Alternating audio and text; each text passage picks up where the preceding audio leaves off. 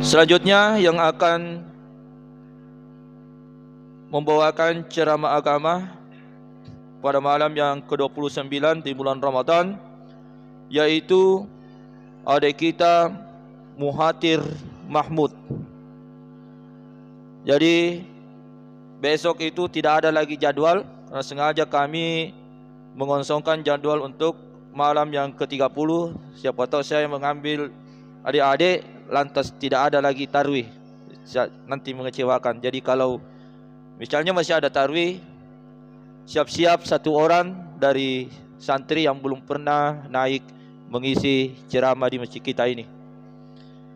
Jadi kepada adik kita Muhatir Mahmud, kepadanya kami persilakan.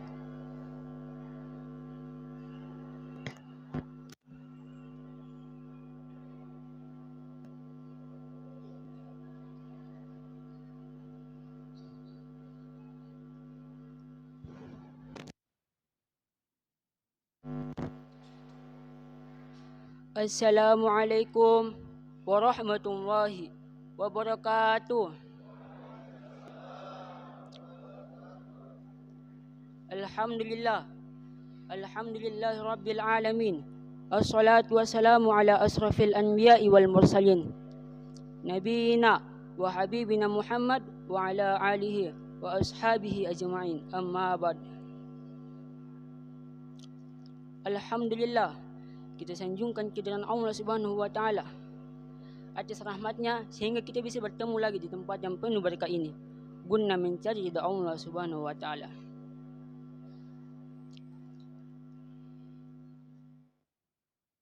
Lupa juga kita kirimkan selawat kepada Nabi kita yang tercinta, yakni Nabi Muhammad sallallahu alaihi wasallam, yang telah membawa kita dari zaman jahiliyah menuju zaman yang mulia, dari alam kegelapan menuju alam yang terang menderang. Dengan kata lain, minadz-zulumati ila nur au ila siratal mustaqim. Hadirin wal hadirat, jamaah yang berbahagia, izinkanlah saya pada malam ini untuk menyampaikan sebuah ceramah yang berjudul Ilmu dan Ulama. Orang yang berilmu memiliki tingkat yang lebih tinggi dibandingkan orang yang tidak berilmu. Allah Subhanahu wa taala mengangkat orang berilmu atau ulama setingkat yang lebih tinggi.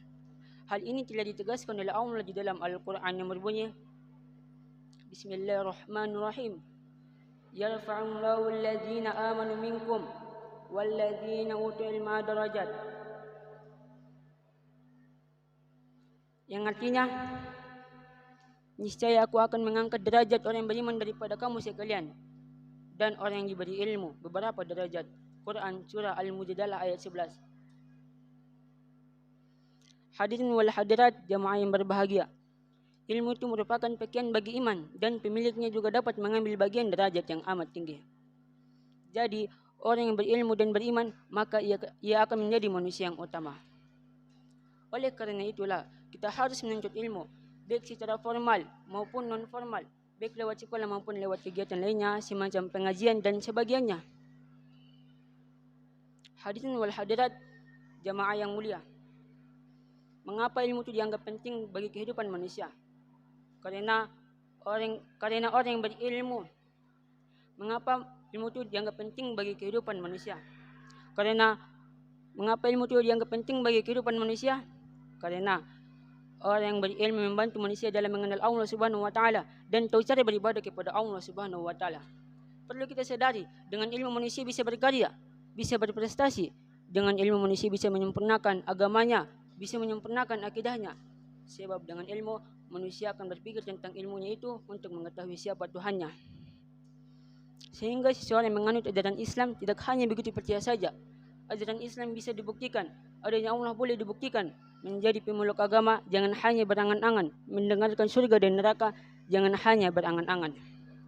Karena dengan ilmu itu kita akan berpikir tentang apa itu agama. Kita berpikir tentang apa itu surga dan neraka. Meskipun akhirat belum terjadi dan tidak ada yang tahu kapan itu terjadi.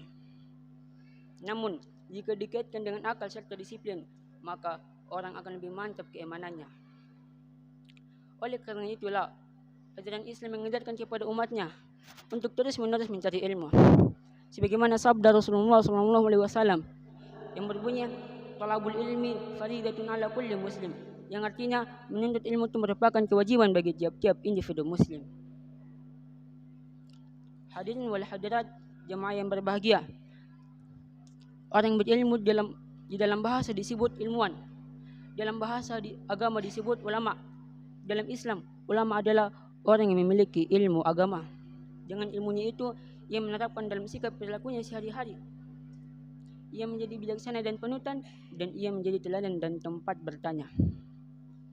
Sehingga seseorang yang dianggap ulama di tengah kaumnya jika perilakunya sejalan dengan ilmu yang dimiliki. Sebab di zaman sekarang banyak sekali orang yang menganggap bahwa dirinya adalah ulama. Ilmunya memang banyak dan begitu pintar, tapi perilakunya tidak mencerminkan seperti ilmu ulama. Orang bisa ngomong dengan ilmu yang dimiliki dan itu mudah dilakukan, tapi tidak bisa diterapkan dalam sikap perilakunya sehari-hari. Ulama yang benar-benar ulama adalah yang amanah dalam menegakkan kebenaran. Hadirin wal hadirat jemaah yang dirahmati oleh Allah Subhanahu wa taala. Sebagai kesimpulan, jika kita ingin mencari ilmu, maka bergaul dengan orang yang berilmu atau ulama dan menimba pengetahuan dari sana. Karena dari ulama itu terpancar ilmu dan dari sanalah ada penerang berbagai hikmah. Ulama yang benar-benar ulama adalah ulama yang dianggap sebagai penyambung lidah dan pembawa misi Rasulullah SAW. Dan demikianlah ini yang bisa saya sampaikan. Semoga bermanfaat untuk kita semua. Dan jika ada kalimat yang salah, mohon dimaafkan. Saya tutup dengan ucapan akhirul kalam, wallahul musta'an, wa alaihi tiklan, summa assalamualaikum warahmatullahi wabarakatuh.